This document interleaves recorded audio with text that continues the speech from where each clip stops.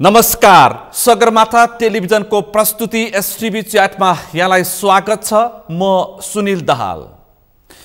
यतिखेर मुख्य राजनीति ध्रुवीकृत भएको छ। विषय उही एमसीसी को बाछिटा प्रत्येक दलमा पुगेको छ। दलमा नेताहरू विभाजित भएका छन्। टुटफुटको चर्चा सुरु भएको छ र यो भू राजनीतिको असर अब कहाँ पुग्छ र नेपालको मूल राजनीति कतातर्फ उन्मुख हुन्छ भन्ने विश्लेषण प्रारम्भ भएको छ। अब यो बीचमा नेत्रविक्रम चन्द नेतृत्वको नेकपाले चाहिँ के गर्छ भन्ने चासो फेरि बढेको छ। जब सङ्कट सुरु हुन्छ त्यसबेला यो पार्टीको चासो निकै बढ्ने गर्छ र यो बीचमा नेत्रविक्रम चन्द लगायतका नेताहरूले राजनीतिक दलहरूसँग भेटघाटलाई तीव्रता दिइसकेपछि अब वामपन्थी ध्रुवीकरण हुन्छ कि भन्ने किसिमका विश्लेषण पनि प्रारम्भ भएका छन्। अबको यो बीचमा कसरी राजनीति अगाडि बढ्छ र मुलुकले कसरी निकास पाउँछ? हरेक क्षेत्र अस्तव्यस्त छ, न्यायालय अस्तव्यस्त छ, सरकार अस्तव्यस्त छ, संसद उस्तै छ। त्यसकारण आगामी दिनमा नेपालको राजनीति चुनौतीपूर्ण रूपमा अगाडि बढेको र आन्तरिक समस्या उस्तै छ।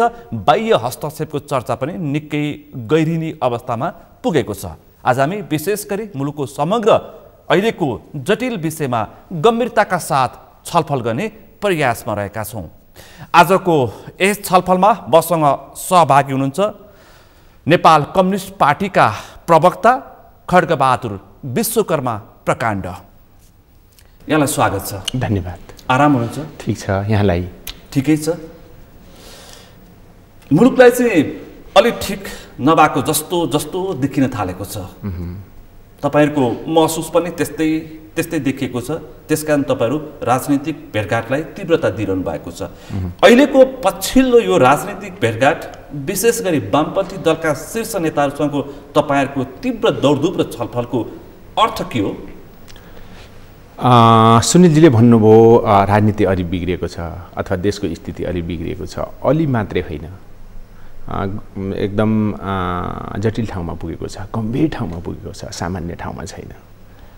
जस्तै एउटा देशको स्वाधीनताको दृष्टिले र देशको स्वाधीनताको आन्दोलनको दृष्टिले पनि एमसीसी 15 गते फागुन 15 गते देउबा सरकारले हाउसबाट पास गरेको नाटक गरिसकेपछि सिरियस ठाउँमा पुग्यो।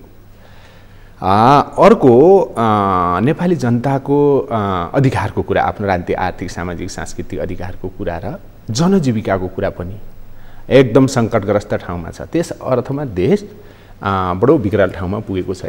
अब यसलाई कसरी हो त? के कारणले यो यस्तो ठाउँमा पुग्यो भन्दा अहिलेको व्यवस्था, अहिलेको सत्ता, यसका सञ्चालकहरूका कारणले गर्दा देश यो ठाउँमा पुगेको छ।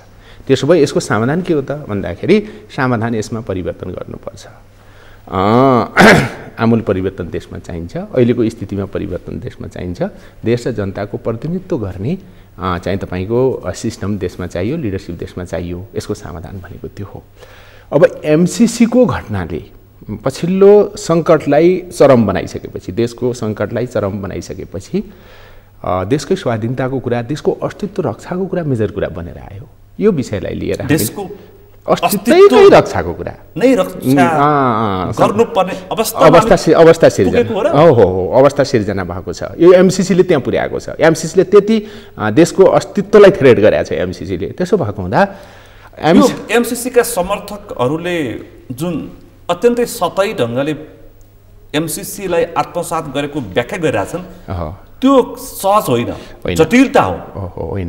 होइन, सतही ढङ्गले होइन कि एमसीसी को विरुद्ध अथवा एमसीसी प्रति सिरियस हुने र एमसीसी हाम्रो देश र नेपाली जनताको हितमा छैन भनेर चाहिँ तपाईको आफ्नो विचार अगाडि सार्ने राजनीतिक पार्टी नेता, त्यसपछि गएर नेपालको ओभरअल सामाजिक सेक्टर, त्यसपछि गएर चाहिँ बुद्धिजीवीहरू लगायत सबै पत्रकारहरू होइन, लगायत सबै कानुन व्यवसायीहरू, उहाँहरूले त एकदम सिरियसली भन्नुभएको छ, जिम्मेवारपूर्ण ढङ्गले भन्नुभएको छ, तथ्यपरक ढङ्गले भन्नुभएको छ, अध्ययन गरेर भन्नुभएको छ।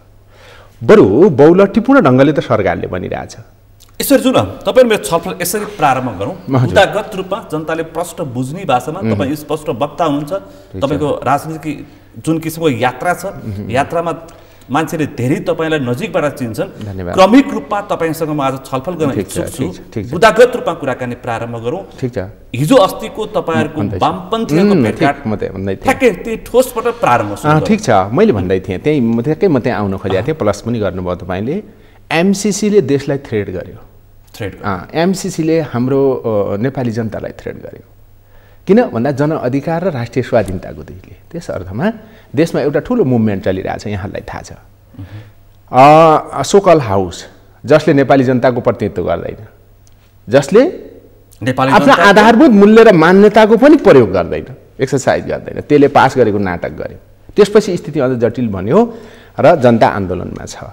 अब यो आन्दोलनलाई अथवा हाम्रो अहिले राष्ट्रिय स्वाधीनताको मुद्दालाई, स्वाधीनतामाथि पैदा भएको खतरालाई कसरी क्रस गर्ने भन्ने कुरा आम देशभक्त नेपाली जनता, चाहे राजनीतिक क्षेत्रको होस् त्यो, चाहे त्यो नेपालको बिजनेस सेक्टरको होस्, चाहे त्यो इन्टेलेक्चुअल सेक्टरको होस् त्यो, चाहे त्यो नेपालको तपाईँको पत्रकारिता क्षेत्रको होस् त्यो, ओभरअल सेक्टर भन्नु न, ओभरअल सेक्टर चिन्तित छ। यही बेलामा हामीले अस्ति अब यो बिचको आन्दोलनमा पनि विशेष गरेर 8 गते टेबुल गरेर 15 गते जसरी देउबा सरकारले पास गरेको नाटक गर्यो, त्यो चाहिँ तपाईँको हाउसभित्रै सङ्घर्ष गर्ने नेताहरू, पार्लियामेन्ट्री पार्टीमा भएर हाउसभित्रै भएर पनि चाहिँ तपाईँको देशको पक्षमा, जनताको पक्षमा, जनताको चाहना र मतको पक्षमा खडा हुने नेताहरूले जुन ढङ्गले सङ्घर्ष गर्नुभयो, उहाँले त हामीले भन्दैछौँ कि सडकमा चलिराखेको जनताको आन्दोलन, एमसिसी विरुद्धको आन्दोलनको प्रतिनिधित्व भित्र गर्नुभयो हाउसभित्र। ती नेताहरूलाई हामीले धन्यवाद पनि दिएका छौँ र उहाँहरूसँग एकपल्ट परामर्श गरेर चाहिँ तपाईँको अहिलेको राष्ट्रिय समस्यालाई समाधान गर्ने त्यसका चाहिँ तपाईँ नीति विधि तरिकाहरूको बारेमा छलफल गर्न हामीले भेटघाट गऱ्यौँ। भेटघाट सकारात्मक भएको छ भनौँ न। तपाईँको यो पछिल्लो वामपन्थीहरूसँग मात्रै बढी केन्द्रित भेटघाट चाहिँ वामपन्थी ध्रुवीकरणतर्फ केन्द्रित हो होइन? ठिक छ, केही छैन। अलिक ट्विस्ट गर्ने कोसिस रहेछ होइन? ट्विस्ट पनि यस्तो भयो नि त, तपाईँले कसलाई भेट्नुभयो? नारायण श्रेष्ठ, जो प्रचण्डको अहिले एमसिसीको विरुद्धको कटाक्ष गर्ने एउटा माओवादी केन्द्रका नेता। कसलाई भेट्नुभयो तपाईँले? नारायण बिजुक चाहिँ रोहित। कसलाई भेट्नुभयो तपाईँले? भीम रावल, डाक्टर भीम रावल, नेकपा एमाले भित्रका एमसिसीका कटाक्षका एकजना प्रतिनिधि पात्र जसले संसदमा 1-8 गरे। झलनाथ खनाल, थुप्रै यस्ता जो अहिलेको एमसिसी माथिको विरुद्ध बोलीहरू यति बोल्ने कि प्रत्यक्ष रूपमा पार्टीभन्दा माथि उठेर बोल्नेहरूसँग तपाईँको भेटघाट भएपछि तपाईँ र तपाईँको महासचिव सहितको भेटघाटले त अर्थ राख्छ नि। ठिक छ, धन्यवाद। हो, यो हो नै। हामीले भेट्यौँ, यिनी फिगरसँग फर्स्ट भेट्यौँ, लिडरहरूसँग फर्स्ट भेट्यौँ। त्यसो हुँदा नर्मली के होला भन्दाखेरि यतातिरबाट भेट्दाखेरि कतै राजनीतिदेखि अलिकति ध्रुवीकरण गर्न खोज्या हो कि भनेर बाहिर अलिकति विश्लेषण गर्ने, त्यो ढङ्गले चाहिँ तपाईँको नि धारणा बनाउने कुरालाई पनि हामीले अन्यथा मानेका छैनौँ होइन? अघि यहाँले भने जस्तै होइन, यहाँ सुनिलजीले भने जस्तै यिनी फिगरसँग भेट्दा यस्तो चाहिँ बाहिर अनुमान पनि हुन्छ नि त भन्ने कुरालाई स्वाभाविकै मानिया छ। तर कुरा हाम्रो त्यति होइन। हाम्रो कुरा चाहिँ तपाईँको वामपन्थी ध्रुवीकरणको होइन कि राष्ट्रिय स्वाधीनताको ध्रुवीकरणको चाहिँ तपाईँको पहल्लो कुरा हाम्रो कुरा हो। स्वाधीनताको ध्रुवीकरण हाम्रो कुरा त्यो हो। त्यसको निम्ति हामी लेफ्ट चाहिँ विचार भएका, प्रवृत्ति भएका लिडरहरूसँग पनि हामी भेट्छौँ। हामी चाहिँ तपाईँको आफूलाई डेमोक्रेट भन्ने तर देशभक्त, आफूलाई डेमोक्रेट भन्ने तर प्रगतिशील, त्यो चाहिँ तपाईँको लिडरहरूसँग, त्यो चाहिँ तपाईँको क्याडरहरूसँग, त्यो सेक्सनसँग पनि हामी भेट्छौँ। अर्को हामी कोसँग पनि भेट्छौँ, हाम्रो चलि पनि राखेका छ, हामीले सुरु पनि गरेका छौँ। यो देशलाई माया गर्ने, न तिनी चाहिँ आफूलाई डेमोक्रेट भनेर प्रस्तुत गर्छन्, लोकतन्त्रवादी भनेर प्रस्तुत गर्छन्, न तिनले चाहिँ आफूलाई चाहिँ तपाईँको वामपन्थी भनेर प्रस्तुत गर्छन्, कम्युनिस्ट भनेर प्रस्तुत गर्छन्। आफूलाई चाहिँ तपाईँको देशभक्त ठान्छन्, आफूलाई स्वाभिमानी ठान्छन्। ती व्यक्तित्वहरू र तिनी शक्तिहरूसँग पनि हाम्रो भेटघाट हुन्छ। हामीले यो सुरुवात गरेको हो। त्यस कारणले राष्ट्रिय ध्रुवीकरण हामीलाई चाहियो, राष्ट्रिय स्वाधीनताको मुद्दामा ध्रुवीकरण हामीलाई चाहियो, राष्ट्रिय स्वाधीनताको मुद्दामा चाहिँ तपाईँको राष्ट्रिय एकता हामीलाई चाहियो, राष्ट्रिय स्वाधीनताको मुद्दामा हाम्रो चाहिँ तपाईँको संयुक्त आन्दोलन चाहियो, राष्ट्रिय स्वाधीनताको मुद्दामा राष्ट्रिय चाहिँ तपाईँको मोर्चा हामीलाई चाहियो। त्यसको पहल हामीले गरेको हो। यो कुरा सही हो। उहाँहरूको ठ्याक्कै तपाईँहरूको भेटघाट र तपाईँहरूको प्रस्तावमा उहाँहरूको प्रति उत्तर के थियो? जब हामीले एमसिसीले अहिले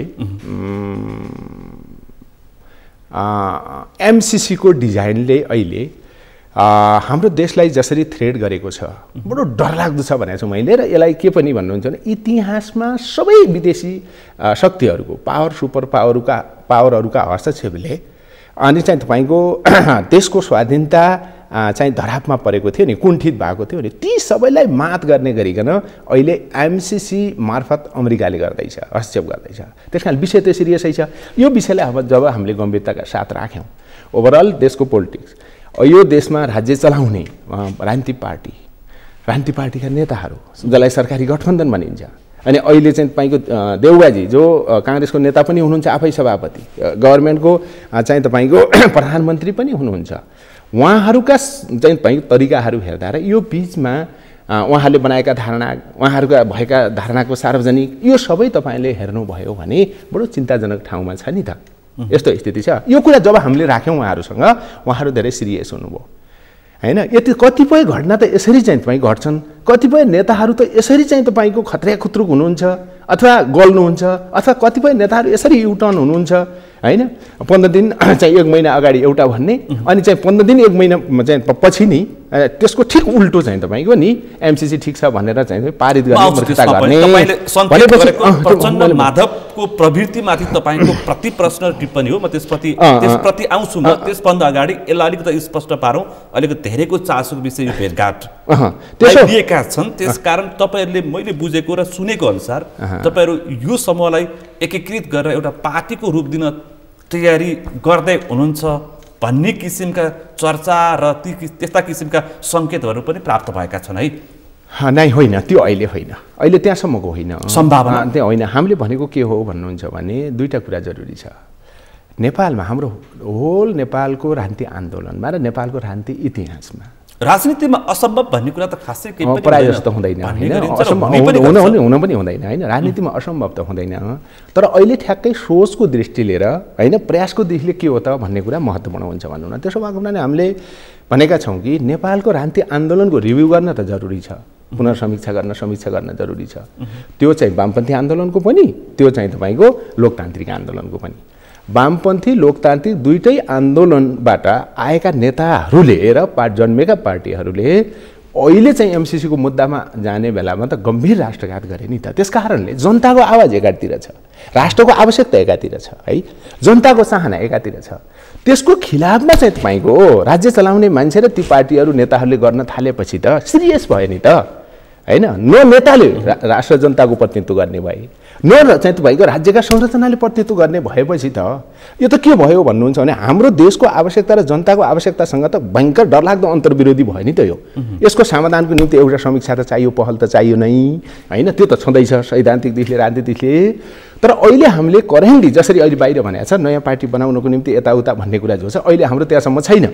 कुरा कति छ भन्नुहुन्छ भने उहाँहरूको पनि सम्बन्धित पार्टीभित्र एउटा वैचारिक राजनीतिक दिशले बहस चलिराखेको छ हैन। सायद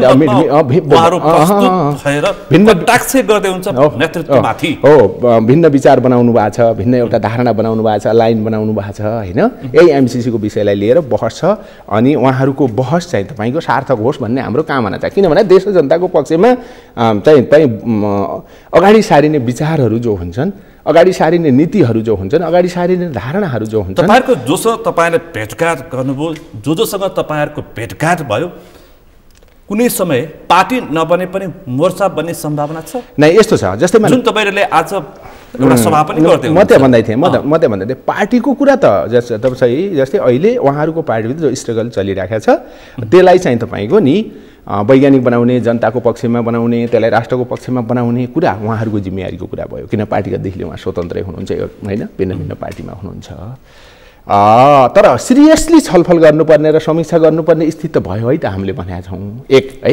अर्को कुरा हाम्रो के छ भन्नुहुन्छ भने सबै पार्टीभित्र भएका इमान्दार नेता र कार्यकर्ताहरू हैन, हाम्रो समाजको सबै क्षेत्रमा भएका देशभक्तहरूले भने यो बेलामा संयुक्त रूपमा देशमाथि भइराखेको अमेरिकी वज्रपात र दलालहरूले निम्त्याएको राष्ट्रघात छ, त्यसका खिलाफमा सङ्घर्ष गर्न जरुरी छ, अनि संयुक्त रूपमा सङ्घर्ष गर्न जरुरी छ। त्यसकारणले साझा सहकार्यको जरुरी छ भन्ने प्रस्ताव त हामीले सारेका छौँ। यही बिचमा मानिसहरूले यस्तो पनि अड्कलबाजी गरे कि तपाईँले राष्ट्रियताको मुद्दालाई अलिक जोड बलका साथ उठाउने प्रयास गर्नुभएको छ।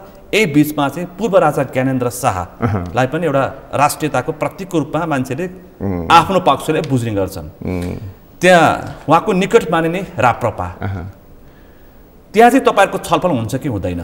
मानिसहरूले गाई गुई पनि भन्ने गर्छन्, विप्लव र ज्ञानेन्द्र शाहको छलफल हुने गरेका छन् भनेर आशंका पनि गरिरहेका छन्, तपाईँलाई पनि थाहा छ होइन?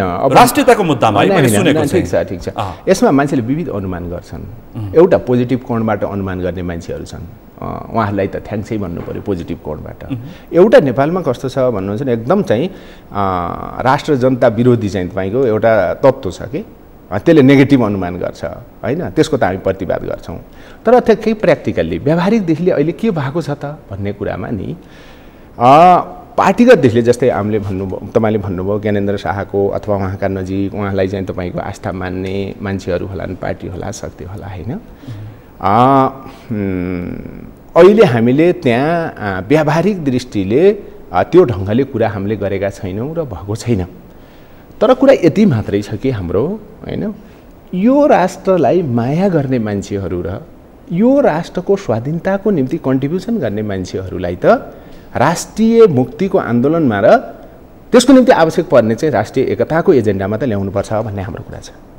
यो भन्नुको अर्थ के छैन भन्नुहुन्छ भने मैले प्राप्त गरेको सङ्केत कहिलेकाहीँ तपाईँहरूले भन्नुहुन्छ विचारभन्दा माथि र पार्टीभन्दा माथि राष्ट्रियता हुनुपर्छ भनेपछि तपाईँले अहिले भन्न खोजेको ठ्याक्कै त भन्नुभयो तर सङ्केत गर्नु यस्तो हो। छलफल हुने सम्भावना छ र भएका पनि छन्। म यस्तो भनौँला तपाईँलाई, जस्तै कोही पनि देशमा राजनीतिक पार्टी र नेताहरूको निम्ति होइन सबभन्दा श्रेष्ठ भनेको जनता हुन्छ।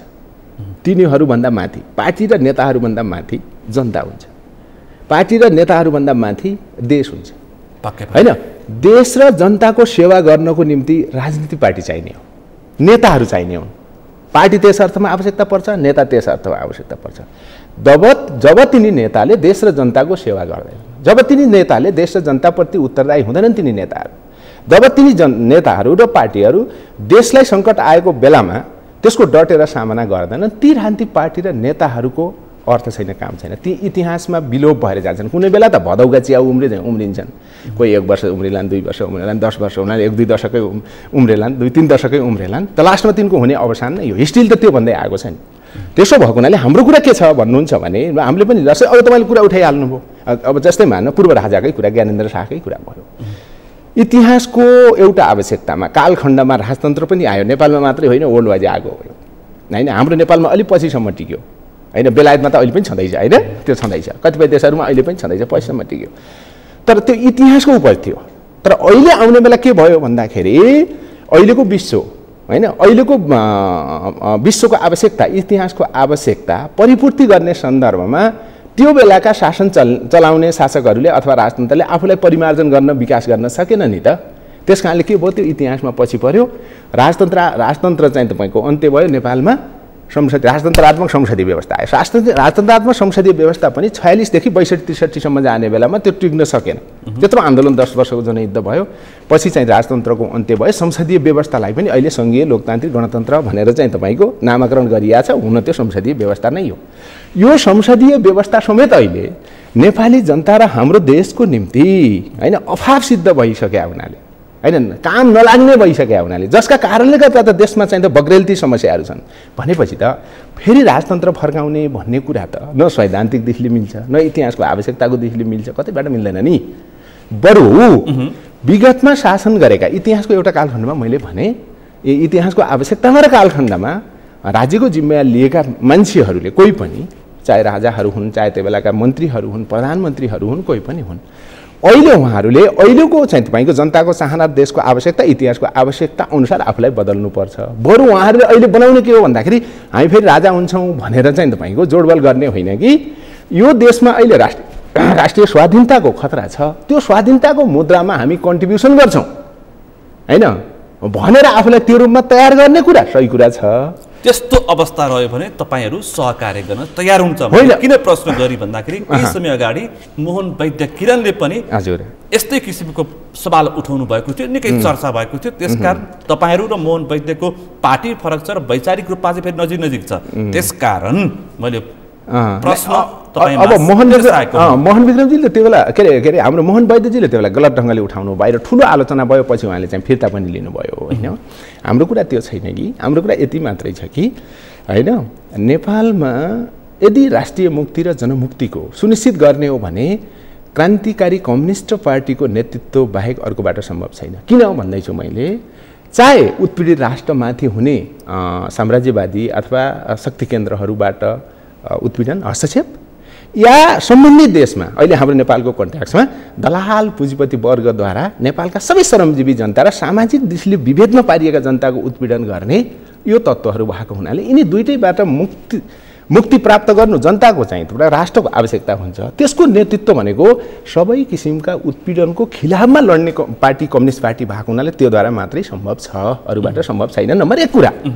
नम्बर 2, यसले यो ऐतिहासिक आवश्यकता र जनताको चाहिँ चाहनालाई परिपूर्ति गर्ने बेलामा राष्ट्रिय स्वाधीनताको मुद्दा, राष्ट्रिय मुक्तिको मुद्दा जब हुन्छ, यो समाजमा भएका सबै चाहिँ त्यसका पक्षधरहरूलाई साथ लिएर जानुपर्ने उसको कर्तव्य हुन्छ। त्यसकारण तपाईँहरू त्यसकारणले सबै देशभक्त तपाईँले भेटघाट पनि गर्नुभयो। मैले प्रश्न गर्नै पर्छ, तपाईँले के पाउनुभयो? यति एमसिसीको विरुद्ध यति धेरै उहाँहरू उत्रिनु भयो कि मैले भने पार्टीभन्दा माथि उठेर उहाँले कटाक्ष गर्नुभयो, नेतृत्वप्रति पनि सिधा प्रश्न गर्नुभयो, हात तेर्स्याएरै उहाँले त्यसको विरोध गर्नुभयो। अघि मैले उल्लेख गरेका पात्रहरूले पार्टी छोडेर नयाँ दिशातर्फ जान सक्ने खालका सङ्केत तपाईँले पाउनुभयो कि पाउनु भएन? यसो छ, अब मैले भनिहालेँ, अब देशभक्तलाई हामी त्यसरी लिन्छौँ, यो भयो है, हामी त्यसरी लिन्छौँ। अब अर्को अब जहाँसम्म यी 4-5 जना मैले 4-5 जनालाई भेटेँ। ठिक छ, हामीले के भन्यौँ, त्यो त चाहिँ तपाईँहरूको उहाँहरूले नै हिम्मत गर्ने र उहाँहरूले नै निर्णय लिने कुरा हो है। मेजर कुरा त उहाँहरू नै आफै हो होइन, मुख्य त आफै हो।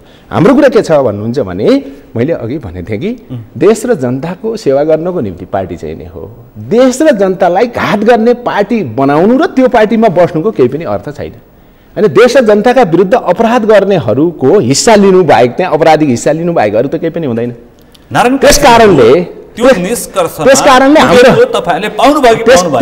हाम्रो कुरा के छ भन्नुहुन्छ भने, हाम्रो कुरा त चाहिँ तपाईँको नि यो स्वतन्त्रता तपाईँहरूको छ, तर खराबीका विरुद्ध, समस्याका विरुद्ध, विचलनताका विरुद्ध, घातका विरुद्ध तपाईँहरूले त सङ्घर्ष गर्नुपर्छ नि भन्ने हाम्रो कुरा छ। जवाब के दिनुभयो?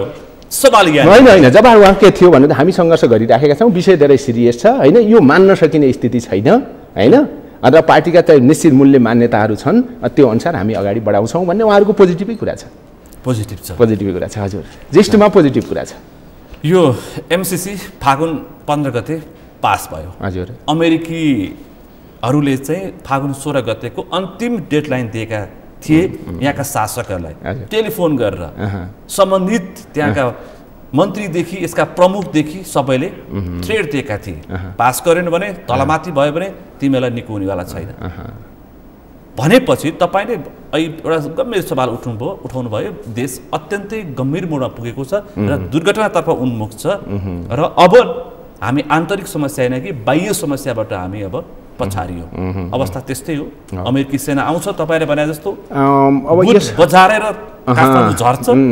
अघि तपाईँले सुरुमै भन्नुभएको थियो, अहिले मैले के देख्छु भन्नुहुन्छ भने, अब सरकारी गठबन्धन सरकारमा भएका पार्टीका नेताहरूको एमसिसीको बारेमा गरेको वकालत हेर्दाखेरि मलाई के लाग्दछ भन्दाखेरि, कि त तिनी मान्छे चाहिँ तपाईँको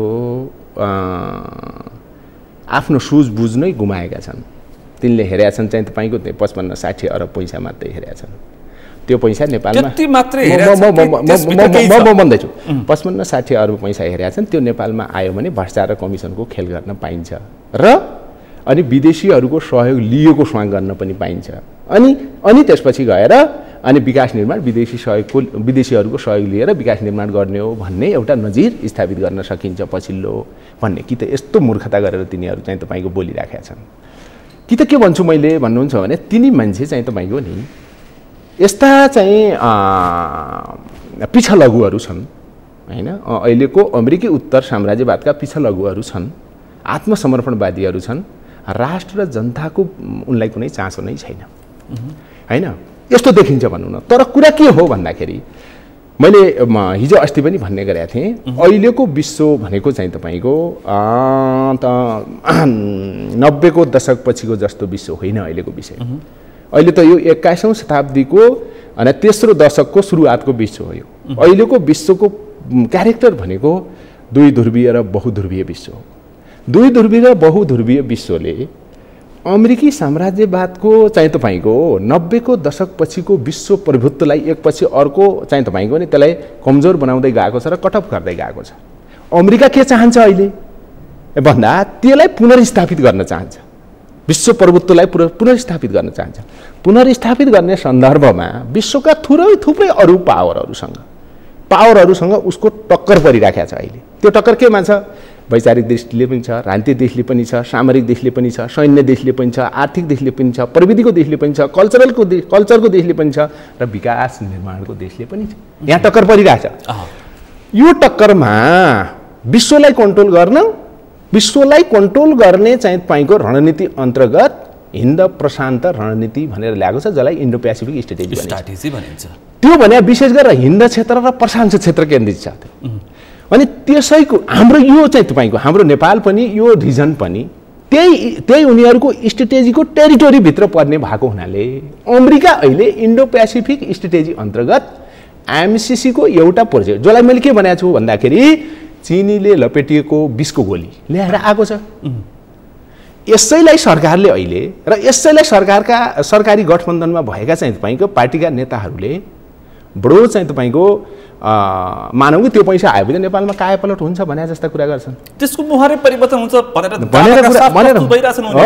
कुरा गर्छन् मैले के भनेँ भन्दा यो त भिखमगुवा प्रवृत्ति हो भिखमागी खाने चाहिँ प्रवृत्तिले कहिले पनि देशको चाहिँ समृद्धि र विकास हुँदैन तपाईँले संसदमा मैले प्रति प्रश्न गरेँ गगन थापाको त्यहाँ उहाँको अभिव्यक्ति सुन्नुभयो अब अमेरिकाबाट मात्र होइन कि अब हरेक देशहरूबाट शक्तिशाली देशहरूबाट हामी अनुदान लिएर देश बनाउँछौँ भनेर उहाँले त्यस्तो अभिव्यक्ति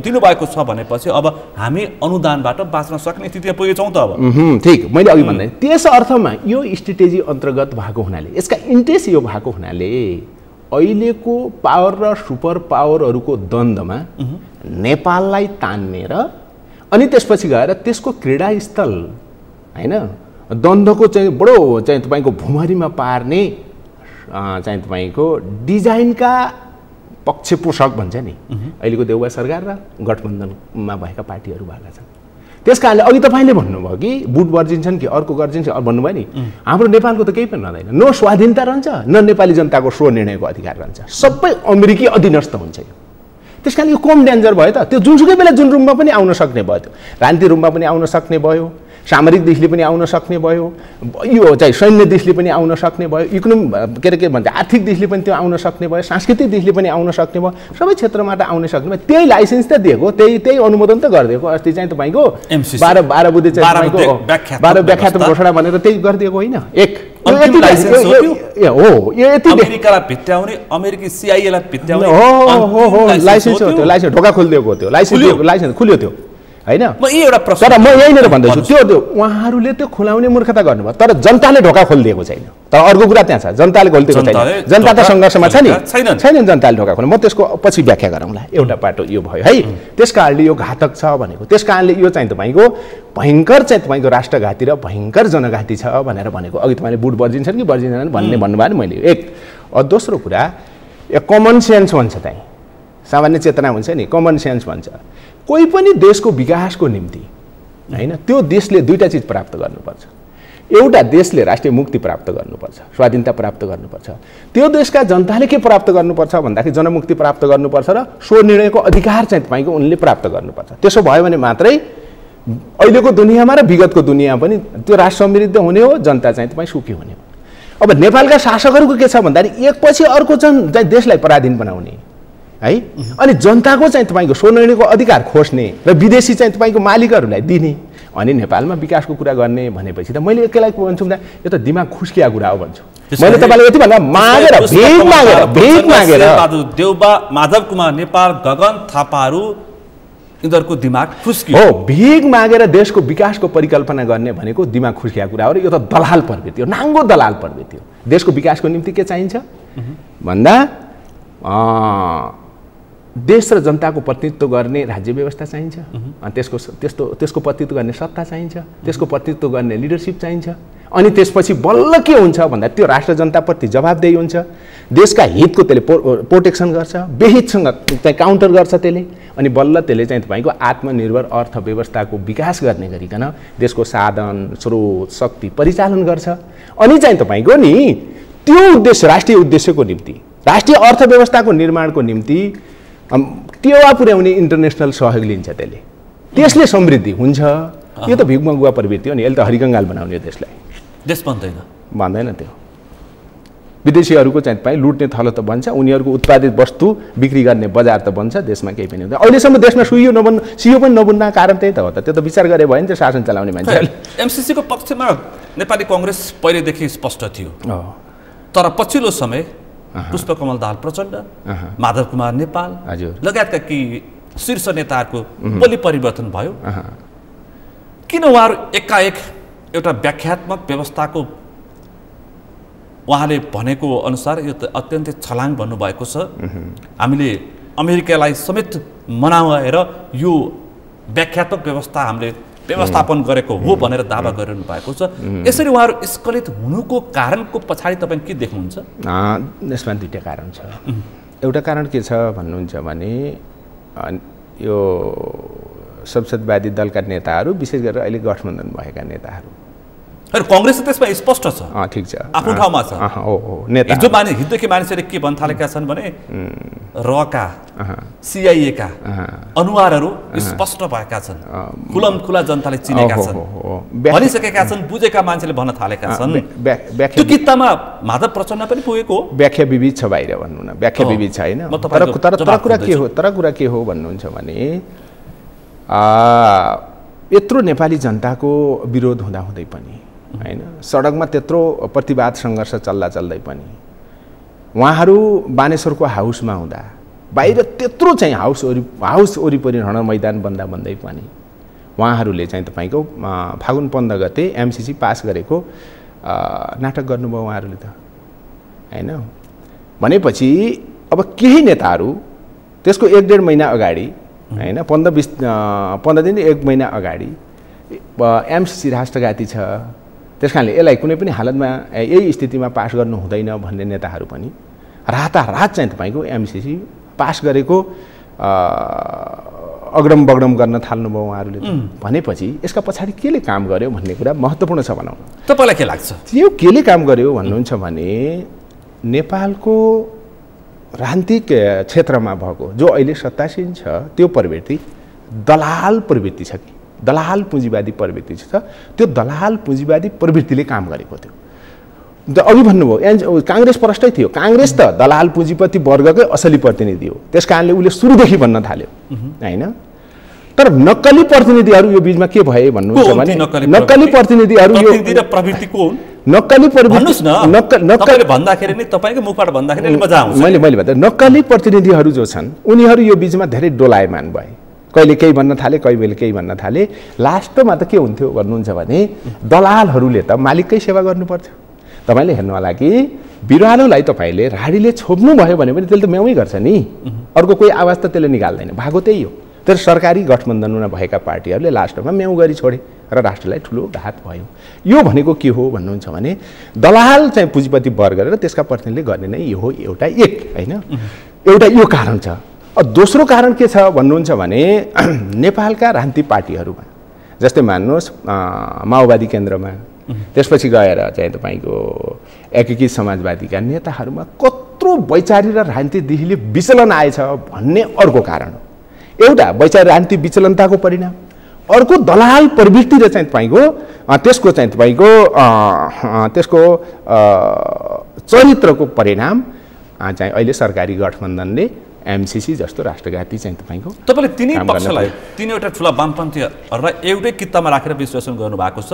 पुष्पकमल दाहालको माओवादी केन्द्र, माधव कुमार नेपालको एकीकृत समाजवादी, केपी शर्मा ओलीको नेकपा एमाले, परोक्ष यी सबै एमसीसी का पक्षधर हुन्। यिनीहरूको पास गर्ने शैली मात्रै फरक हो।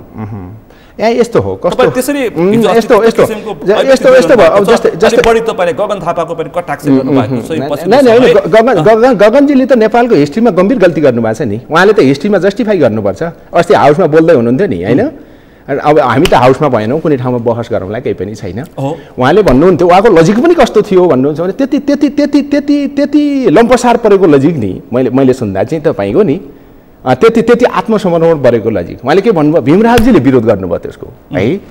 अनि उहाँको पार्टीले नै जति बेला 2/3 बहुमतको निकटको चाहिँ पार्टी थियो, त्यही बेलामा नै ओलीजीको सरकारले नै अनि एमसीसीलाई हाउसमा टेबल गर्ने भनेर त्यसको पार्लियामेन्टको सचिवालयमा चाहिँ तपाईँको रजिस्टर गरेको उहाँले नै हो। यो सही कुरा हो। अनि त्यसपछि गएर चाहिँ तपाईँको जब जनताको विरोध भयो, विरोध भएपछि ओली सरकारले के गर्न सकेन भन्नुहुन्छ भने त्यसले हाउसमा लिने चाहिँ हिम्मत गर्न सकेन, टेबलमा लिने हिम्मत गर्न सकेन।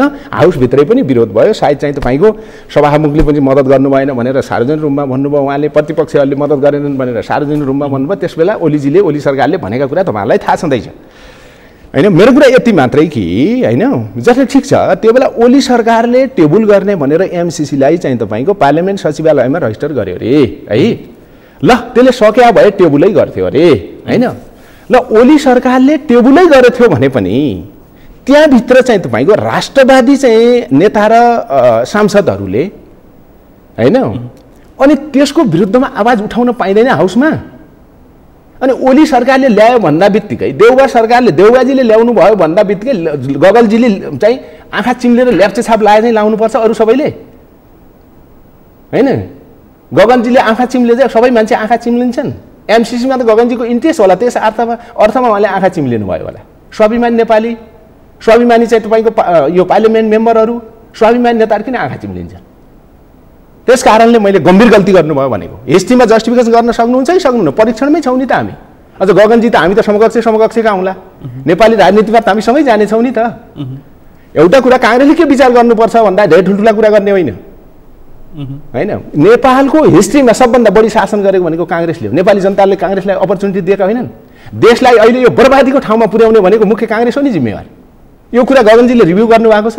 उहाँ त अहिले के गर्न थाल्नु भएको छ भन्दाखेरि जनताले स्वाधीनताको मुद्दा उठाउँछ, त्यसका विरुद्धमा चाहिँ तपाईँको गम्भीर राष्ट्रघात गर्ने चाहिँ तपाईँको खेलमा उहाँहरू हुनुहुन्छ, होइन? यो विचार गर्नु पर्दैन युवा नेता भन्नेहरूले। युवा नेताहरू भने युवा भन्दा बित्तिकै त के हुनु पर्यो? त्यो उसको कुरा मात्रै होइन नि, फिजिकल्ली मात्रै चाहिँ तपाईँको अझै 20, 25, 30, 35, 40 वर्षको मात्रै युवा होइन नि। युवा भन्नाले त के हुनु पर्यो? सोचाइ पनि नयाँ हुनु पर्यो नि, प्रवृत्ति पनि नयाँ हुनु पर्यो, काम पनि नयाँ हुनु पर्यो, तब हुन्छ त्यो। अहिलेको दुनियाँ, अहिलेको विश्व, अहिलेको परिवर्तनशील चाहिँ समाजलाई नेतृत्व प्रदान गर्न सक्ने हुनु पर्यो, तब पो युवा हुन्छ त भनेको। युवा भने चाहिँ तपाईँको नि त्यो उमेरले मात्रै हुन्छ? त्यो त हाम्रो नेपाली समाजमा त त्यस्ता त हजारौँ युवाहरू छन् नि त। अनि गगनजी मात्रै किन चाहिनु, हामी मात्रै किन चाहिनु? त्यो त कोही छन् नि फिजिकल्ली त सेम एजका त कुरा त्यो होइन। त्यो गगनजीले एकदम चाहिँ मैले त्यहाँ हेरेँ उसमा चाहिँ टेलिभिजनमा, होइन? त्यो त हिस्ट्रीमा हेरौँला, परीक्षणमा राखौँला त्यसलाई, होइन? त्यो कुरा छँदैछ त्यो आफ्नो ठाउँमा। तर मेरो कुरा कहाँनिर थियो भन्नुहुन्छ भने काङ्ग्रेसको त आफ्नो छँदै थियो, होइन? काङ्ग्रेस त सुरुमा बन्दै आएको थियो। त्यस कारणले त काङ्ग्रेसबाट नेपाली जनता धेरै अपेक्षै गर्दैनन्, हो? विदेशी मालिकहरूले त अपेक्षा गर्छन्, नेपाली जनताले धेरै अपेक्षा गर्दैन। तर मैले भन्दैछु कि माओवादी केन्द्र प्रचण्डजी, त्यसपछि गएर चाहिँ तपाईँ अहिले एकीकृत समाजवादी बनाउनु भएको छ माधव नेपालजीले, उहाँहरू त कम्युनिस्ट नेता हो नि। कसरी जस्टिफिकेसन गर्नुहुन्छ? मैले अघि भने नि तपाईँहरूलाई कि त मानिसहरूले त उहाँलाई के भन्न थाले भन्नुहोस् है, मैले भन्दैछु यहाँनिर मैले पाउनुहोस्। उहाँलाई त नेपाली पार्टी मात्रै फरक हो, देउवाले नेतृत्व गर्नुभएको छ, कुनै समय पार्टी एकीकरण गर्दा पनि फरक नपर्ने खालका उहाँकै पार्टीका नेताले प्रतिक्रिया दिइरहेछन्। हो, घटनाले त त्यस्तो पनि देखाउँछ। यो घटनाले त त्यस्तै देखायो नि। त्यसो भए हुनाले मैले के भन्छु भन्दाखेरि कि त माधव नेपालजीले र प्रचण्डजीले ब्लाइन्डली चाहिँ त्यो ल्याप्चे लाउनु भएको छ, है? ब्लाइन्डली लाउनु भएको छ। एक कि त मैले के भन्छु भन्नु छ, उहाँले अलिकति विचार गरेर देखेर लागेको हो भनेपछि त त्यो मिल्दैन नि। मैले भन्दैछु सामान्यभन्दा सामान्य जनताले समेत त्यो राष्ट्रघाती छ भनिसक्यो। उहाँले ल त्यो बेलामा सायद तपाईँको त्यो 2017मा त्यो बेलामा नेपाल सरकारको तर्फबाट जति बेला चाहिँ प्रधानमन्त्री देउबाजी आफै हुनुहुन्थ्यो, ज्ञानेन्द्रबहादुर कार्की अहिले बेसरी चाहिँ तपाईँको सञ्चार मन्त्री पनि हुन्छ, वकालत पनि गरिरहनु भएको छ। 2017मा हो, 17मा हस्ताक्षर गर्ने बेला ज्ञानेन्द्रबहादुर कार्कीले नेपालको प्रतिनिधि, देशको प्रतिनिधि भएर, गभर्मेन्टको प्रतिनिधि भएर गर्नुभएको छ। त्यो बेलामा एमसिसीको चाहिँ कार्यवाहक कार्यकारीले चाहिँ हस्ताक्षर गर्नुभएको छ त्यहाँ, होइन? उहाँहरूले गरेको त हो त्यो, उहाँहरूको पालामै गरेन। मैले भन्दैछु भौतिकमै रूपमा रहने कि नरहने सम्मको उहाँहरू त्यस्तो थ्रेटमा महसुस गरिरहनु भएको थियो अनि ज्यान जोगाउनु परेन त? त्यस्तो छ होइन।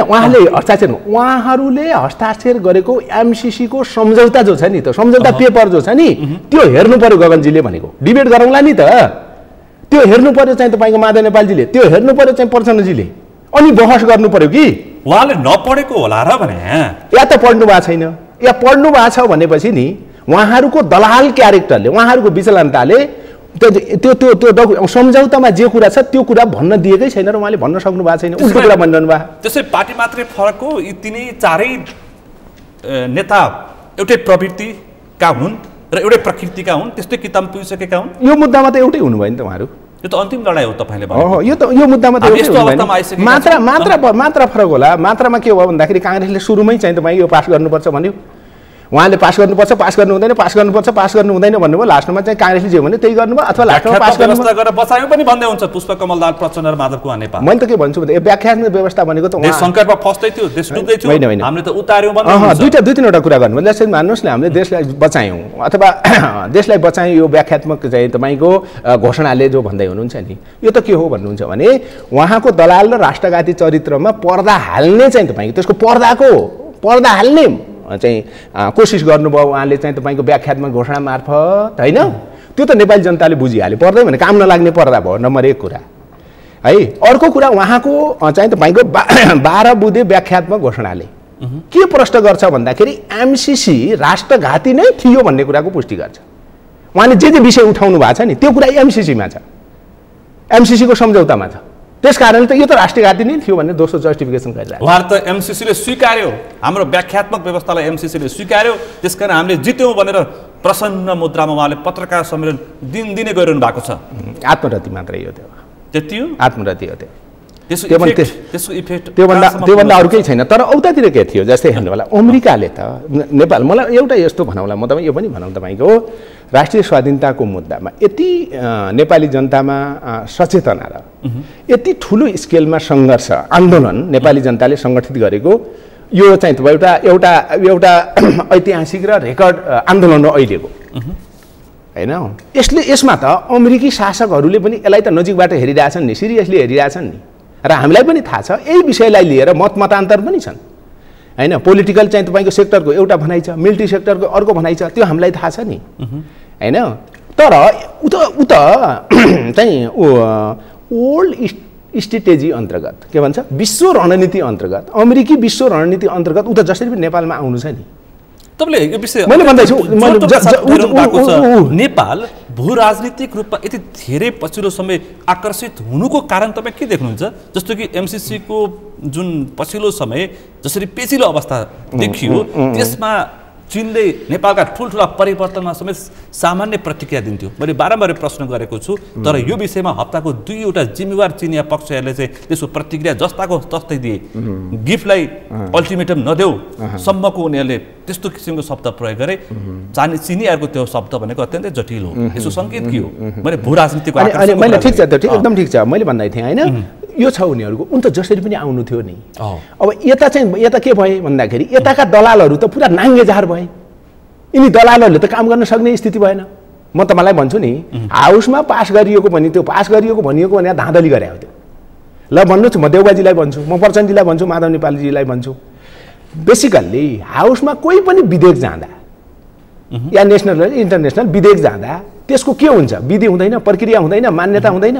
यत्रो राष्ट्रिय मुद्दामा त अझ 200 उहाँहरूका त 75 जना चाहिँ तपाईँको एमपी छन् नि, पार्लियामेन्ट मेम्बर छन् नि, 275 जना पार्लियामेन्ट मेम्बरलाई उपस्थित गराएर पर्याप्त छलफलको चाहिँ तपाईँको समय दिएर, जो पहिला सैद्धान्तिक भन्नुहुन्छ, त्यसपछि दफावार भन्नुहुन्छ, लास्टमा पास गर्ने बेलामा त सबैलाई भोटिङ राइट दिनु पर्थ्यो नि।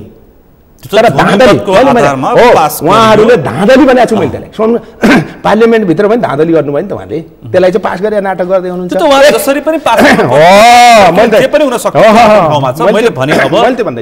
मैले भू राजनीति आकर्षण नेपालको बन्दैछ त्यसको असर कहाँ पुग्छ अब कसरी पर्छ नेपाललाई जसरी पनि आउनु थियो बुझ्नु भएन अनि त्यसपछि गएर मालिकहरू नेपालका नालायक भए अमेरिकाले सोचे जस्तै गरी हाउसमा लिएर पास गर्न सकेनन् नभएपछि यिनीहरूको चाहिँ तपाईँको लास पनि पचाइदिनु पर्ने अनि आफू आउने चाहिँ तपाईँको नि आफ्नो आउने रणनीतिलाई चाहिँ तपाईँको छेकबार नहुनु पर्ने भएपछि अनि चाहिँ तपाईँको व्याख्यात्मक घोषणाले लाज चाहिँ छोपिदियो अनि त्यसपछि गएर ऊ त आउन त छोड्ने छैन नि त अब यिनीहरूलाई प्रतिक्रिया के त्यो भयो अब दोस्रो कुरा नेपाल यस्तो ठाउँमा छ मैले भन्दैछु यो भू राजनैतिक दृष्टिले यस्तो ठाउँमा छ सामरिक दृष्टिले यति महत्त्वपूर्ण ठाउँमा छ हैन अहिलेको विश्व अन्तर्विरोध र विश्वका सबै किसिमका द्वन्द्वहरूलाई हेर्नुभयो भने नेपाल जसको पकडमा जान्छ नेपाललाई जसले कन्ट्रोल गर्छ अथवा नेपाललाई जसले आफ्नो प्रभावमा राख्छ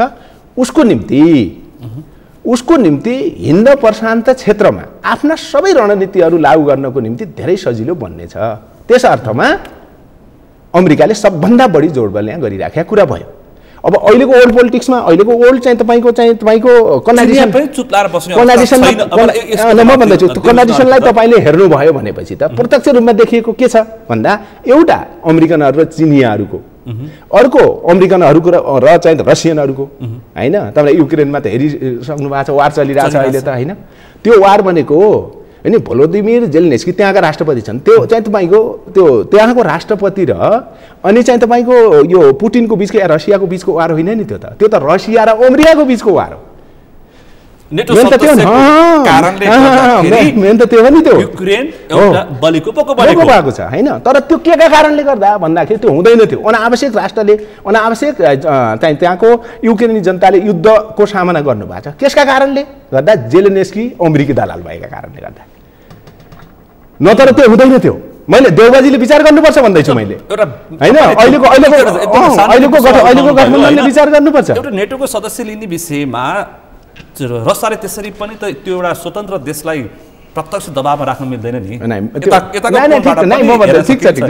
भने जस्तै कोल्ड वारको अन्त्य भइसकेपछि कोल्ड वारको अन्त्य गर्ने बेलामा नै इन्टरनेसनल केही सम्झौताहरू भएका छन् है अनि त्यो बेलामा चाहिँ तपाईँको नाटोको जति विस्तार थियो त्योभन्दा बढी चाहिँ अब नाटो नजाने होइन भन्ने एउटा अन्डरस्ट्यान्डिङ थियो त्यसलाई अहिले मिचेर अमेरिकाले अब चाहिँ तपाईँको उसको रसियाको नाकैमा लगिदिएपछि रसिया चुप लागेर बस्छ कसरी बस्छ भन्नु त याके छैन भन्नु चाहिँ मैले भन्दैछु त्यहाँ त्रुटि दुईटाको छ एउटा अमेरिकाको त्रुटि छ दोस्रो चाहिँ तपाईँको युक्रेनको राष्ट्रपतिको त्रुटि छ जसका कारणले गर्दा चाहिँ तपाईँको विश्वको सबैको सहानुभूति युक्रेनतर्फ देखिन्छ फेरि होइन त्यो त सब हाम्रो पनि रहन्छ नि जस्तै युक्रेनी जनता र युक्रेनको राष्ट्रिय स्वाधीनता र युक्रेनी जनताको स्वनिर्णयको अधिकार छ नि त्यो त कुण्ठित त भयो नि त्यस कारणले त्यो रङ भयो भन्न खोजेको कारण चाहिँ यो भयो मैले अघि भने होइन अनि जेलेन्स्की दलाल भए कारण त्यो भयो अमेरिकी हस्तक्षेप भयो कारण त्यो भयो त्यसमा रसिया पनि आयो बुझ्नु भएन तर एकदम विचार गर्नुपर्छ देवबाजीले भन्न खोजेको देवबाजी त कति नेटोको कारण थियो यो एमसीसी नेपालको कारण हुन्छ र नेपाल पनि भू राजनीतिक रूपमा पर्छ र यहाँ पनि अब जे पनि हुन्छ अब यहाँ तपाईले हेर्नुभयो भने हाम्रो देश त आफ्नै जियो पोलिटिक्सको दृष्टिले भू राजनीतिक दृष्टिले त के छ भन्नु चाहिँ इन्डियासँग र चाइनासँग जोडिएको छ अहिले तपाईले हेर्नुभयो भने अमेरिका र चाइनिजहरूको त चाहिँ अन्तर्विरोध र अन्तर्द्वन्द यति धेरै बढ्या छ कि बुझ्नु भएन वाक युद्ध त्यत्तिकै छ होइन त्यसपछि गएर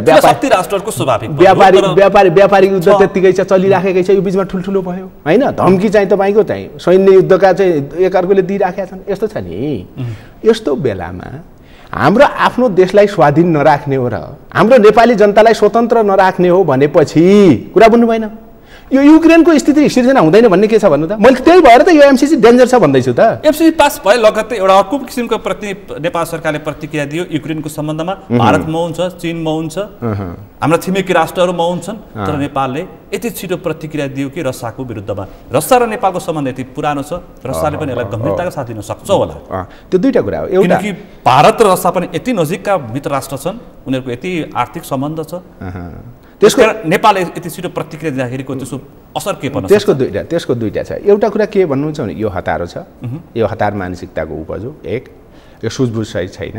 अर्को कुरा के भन्नुहुन्छ भने यो दलाल चरित्रको परिणाम पनि हो, जसले देश र जनताको बारेमा अमेरिकी पक्षधरसँग भन्न खोजेको हो, त्यो मालिकहरूको खातिरदारी गर्न खोजेको, अरू केही छैन। देशको लागि के त्यसको असर पर्छ, जनतालाई के असर पर्छ भन्ने कोही विचार गरिएको छैन।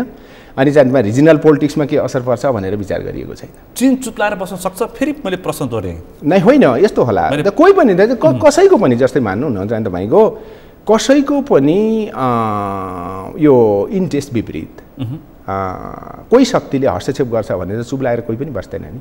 तपाईँ अहिले पनि भन्नुहुन्छ नि, हामीले भन्यो जस्तो अमेरिका, नेपाल र अमेरिकाको कम्पेयर गर्नुभयो भने है, कम्पेयर गर्नुभयो भने त अहिले त अमेरिका त विश्वको चाहिँ तपाईँको पावर हो नि एउटा, हो होइन, वर्ल्ड कन्ट्रोल गरिराखेको कुनै बेलाको पावर हो होइन। त्यसले नेपालमा हस्तक्षेप गर्छौँ भनेर आउँदा त नि मेरो इन्ट्रेस्टमा म नेपालमा आउँछु भनेर भन्दा त हामीले यत्रो चाहिँ प्रतिवाद गऱ्यौँ भने योभन्दा शक्तिशाली भएका राष्ट्रले त कति प्रतिवाद गर्छन्, कति प्रतिवाद गर्लान्? त्यो त अमेरिकाले पनि हेर्नु पर्यो नि, गरिहाल्छ नि, जहिले पनि गर्छ। हाम्रो पनि कुरा के हो भन्नुहुन्छ भने शासकहरूले देशलाई कङ्गाल बनाए। नेपाल चुक्यो त्यसो भए? नेपाल चुक्यो, एमसिसी चुक्यो नि त, चुक्यो नि त, नेपाल त चुक्यो नि, नेपाल त एकदम चुक्यो नि। त्यसकारण त्यसरी हामी निष्कर्ष हुन्छौँ कि जबरजस्त अब यो देश विदेशीहरूको चलखेलको रण मैदान बन्ने भयो, बनाउने मूर्खता गरिँदैछ। नेपाली जनताको पहल र होइन, नेपाली जनताको नेतृत्व गर्ने, देशको नेतृत्व गर्ने राजनीतिक पार्टीले त यसलाई त हामी फ्लप खुवाइहाल्छौँ भनौँ न। यी सबै प्रसङ्ग लगभग हामीले 45-46 मिनट कुराकानी गरिसक्यौँ। यति धेरै आशंकाका बिचमा हामीले छलफल गऱ्यौँ, यस्तो र उस्तो हुन्छ भने छलफल गऱ्यौँ। यदि हामीले गरेको छलफल मिथ्या साबित पनि हुन सक्छ नि त, यदि हामीले भने जस्तै सामान्य एउटा विकासे परियोजना एमसिसी त्यसरी सम्पन्न गरेर फर्क्यो भनेदेखि त हामी फेरि चाहिँ उल्लु हुन्छौँ नि। यसरी पनि बुझ्न सकिन्छ। यस्तो हुन्छ जस्तो मैले हामीले यहाँ जो बहस गऱ्यौँ र जे विचार प्रस्तुत गऱ्यौँ र जे निष्कर्ष निकाल्यौँ, यो वस्तुपरक निष्कर्ष छ। नेपाली जनताको आकाङ्क्षा अनुसारको निष्कर्ष हो, चाहना अनुसारको निष्कर्ष हो, राष्ट्रिय आवश्यकताको निष्कर्ष।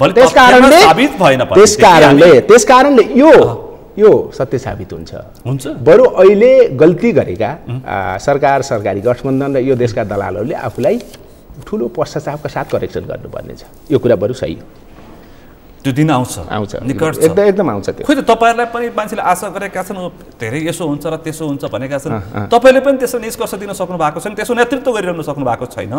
त्यसो तपाईँको प्रति पनि विश्वास घट्दो छ है। यस्तो हो, यस्तो हामीले के हो भन्नुहुन्छ, किनकि मान्छेले समयमा, मानिसहरूले जनताले समयमा सही तरिकाले ठोस नेतृत्वको खाँचो महसुस गरेको बेलामा तपाईँले नेतृत्व दिन सक्नु भएन अथवा चाहेका मान्छे नेतृत्व दिन सकेन भने मान्छे विचलित हुन्छ। ठिक हो, त्यो ठिकै छ, ठिक छ। तर यस्तो कुरा हो, हाम्रो कुरा के छ भन्नुहुन्छ भने हामीले जे विचार अगाडि सारेका छौँ, जे नीति अगाडि सारेका छौँ, त्यसको आधारमा देश र जनताको पक्षमा आफूलाई खडा गरिरहेछौँ र हामी सङ्घर्ष गरिरहेछौँ।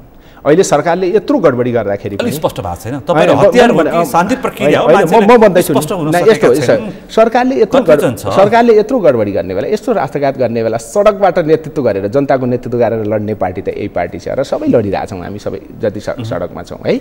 अहिले हामीले गर्ने अझै हेर्नुलाई सङ्घर्षकै बलबाट यसलाई चाहिँ तपाईँको खारेज गर्ने हो, सङ्घर्षकै बलबाट यसलाई फेलियर गर्ने हो। तर यसको निम्ति के सङ्घर्षको स्वरूप अवलम्बन गर्नुहुन्छ भन्ने तपाईँको कुरा छ।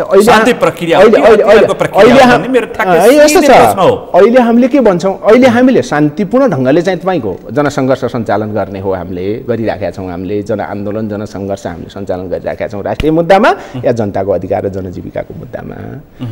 यो आन्दोलनका अगाडि अथवा राष्ट्र र जनताका खिलाफमा ठुल्ठुला षड्यन्त्र हुन थाल्यो भनेपछि, ठुल्ठुला हस्तक्षेप र गडबडी हुन थाल्यो भने, ठुल्ठुला अपराधहरू हुन थाल्यो भने नेपाली जनताले त्यसलाई क्रस गर्नको निम्ति विकास गर्नुपर्ने सङ्घर्षको स्वरूप हुन्छ नि। त्यसमा त जनता त स्वतन्त्रै छ त, हामी पार्टी पनि स्वतन्त्रै छौँ नि। कसले रोकेर रोक्छ यहाँ? दुनियाँ कसले रोक्छ?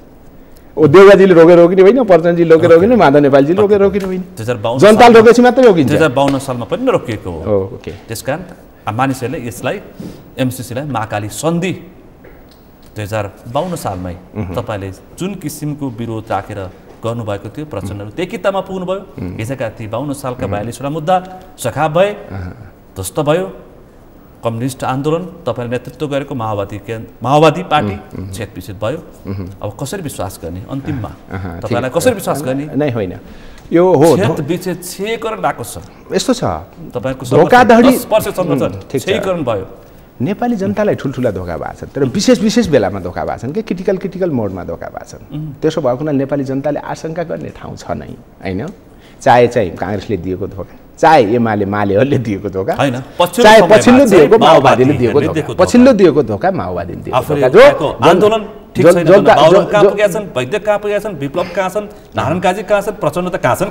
जनताको दिल दिमागमा माओवादीले पछिल्लो दिएको धोका, प्रचण्डजीको नेतृत्वमा भएको धोका जनताको दिल दिमागमा अहिले नै छ। त्यसो भएको हुनाले आशंका गर्ने, चिन्ता गर्ने ठाउँ छ नै। तर हामी त 7 सालदेखि यतातिर भएका नेपाली जनता र यो राष्ट्रलाई भएका सबै धोकाधडीको खिलाफमा सङ्घर्ष गरेर बनाएको यो पार्टी भएको हुनाले हाम्रो कमिटमेन्ट के छ भन्दाखेरि राष्ट्र जनतालाई धोका हुँदैन। विगतमा भएका धोकाहरूको हाम्रै पार्टीको नेतृत्वमा सबै अन्त्य हुन्छ। तपाईँहरू सिद्धिने पनि अवस्थामा पुग्नुहुन्छ भनेर पनि टिप्पणी गर्छन्। अन्तिममा मेरो होइन, हाम्रो यस्तो होला, स्पष्ट नीति र विचार भएन भने पार्टी सिद्धिन्छ, स्वाभाविक हो। तपाईँलाई थाहा छ हाम्रो विकासबाट अत्तालिएकाहरूको कुरा हो यो, बुझ्नुभयो नि, अत्तालिएकाहरूको कुरा हो एउटा। दोस्रो कुरा के छ भन्दाखेरि विचार र राजनीतिले गल्ती गरियो भनेपछि सिद्धिन्छ। जस्तै प्रचण्डजीहरू लगायतको अरू सबै यो काङ्ग्रेस लगायतको विगतको एमालेहरूको सबैको कुरा छ होइन। स्पष्ट होइन, अर्को कुरा नगरौँ। त्यसैको हामीले के गरेका शान्तिपूर्ण राजनीति हो कि हतियारको राजनीति, एक लाइनमा यति भनिदिनु भयो जनता प्रश्न हुन्छ। यस्तो कुरा जनता धेरै बुझ्ने भइसक्यो। हाम्रो नेपाली जनता र हाम्रो राष्ट्रको मुक्ति हाम्रो मुख्य कुरा हो है। त्यसको निम्ति अहिले हामी सङ्घर्षकै बलबाट सङ्घर्ष बाहेक अर्को तरिकाले त्यो प्राप्त गर्न सकिँदैन भन्ने अहिलेको हाम्रो सापेक्षिक निष्कर्ष हो। यो निष्कर्षलाई अगाडि बढाउँदा अहिले हामी शान्तिपूर्ण चाहिँ राजनीति आन्दोलनमै छौँ, शान्तिपूर्ण राजनीति गतिविधिमै छौँ। तर देश र जनताको संसदीय व्यवस्था कति बदनाम हुन्छ, त्यसको त्यसलाई टेकेर नेतृत्व गर्ने अवसरमा तपाईँ बसिरहनु भएको छ। यसरी बुझ्दा हुन्छ संसदीय व्यवस्था त फेलियर भइसक्यो, व्यवस्था फेलियर भयो, सत्ता फेलियर भयो, सञ्चालकहरू फेलियर भयो। यो त सिद्धिहाल्यो। त्यसकारण तपाईँको चासो भएको हो नि त, किन हुन्थ्यो? अब यसलाई बदल्नको निम्ति जनताको आन्दोलन बाहेक सङ्घर्ष बाहेक अर्को तरिकाले छैन। अनि त्यो सङ्घर्षको स्वरूप चाहिँ तपाईँको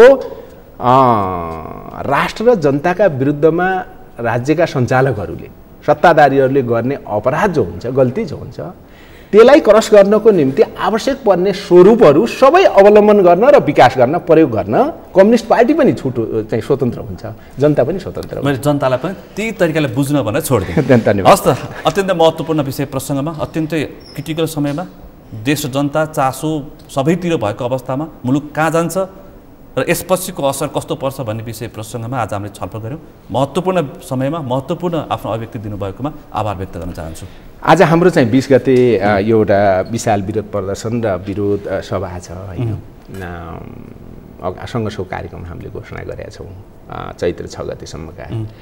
अनि अर्को चाहिँ तपाईँको देश बडो अप्ठ्यारो ठाउँमा छ। यो बेलामा जनताको यति धेरै चासो छ कि, जिज्ञासा छ कि कुन पार्टी, कुन नेता, कसले के गर्छन्, के भन्छन्, कसरी चाहिँ तपाईँको आफूलाई प्रस्तुत गर्छन् भन्ने माइनोरले हेरिराखेका बेलामा पार्टीका विचारमा चाहिँ जनताको बिचमा राख्ने अवसर जो दिनुभयो, यसको निम्ति सुनिलजी र हाम्रो यो सगरमाथा टेलिभिजनलाई धन्यवाद, विशेष धन्यवाद। आज हामीले विशेष गरी एमसिसी र एमसिसी भित्र जोडेका विषय प्रसङ्ग र यसको दूरगामी असर के पर्छ र मुलुकको भविष्य के छ र यो देशका राजनीतिक दलले कस्तो मूल्य चुकाए, यिनै विषय प्रसङ्ग र आगामी राजनीति कस्तो हुन्छ र देश कस्तो हुन्छ विषय प्रसङ्गमा केन्द्रित रहेर छलफल गऱ्यौँ। आजको छलफलमा सहभागी हुनुहुन्थ्यो नेपाल कम्युनिस्ट पार्टीका प्रवक्ता खड्गबहादुर विश्वकर्मा प्रकाण्ड। आजको विषय प्रसङ्ग यति नै। भोलि अर्को विषय प्रसङ्गका साथ एसटिभी च्याट हुने भाषा गर्दै म सुनिल दाहाल पनि बिदा चाहन्छु। सगरमाथा टेलिभिजन हेर्दै गर्नुहोला। नमस्ते।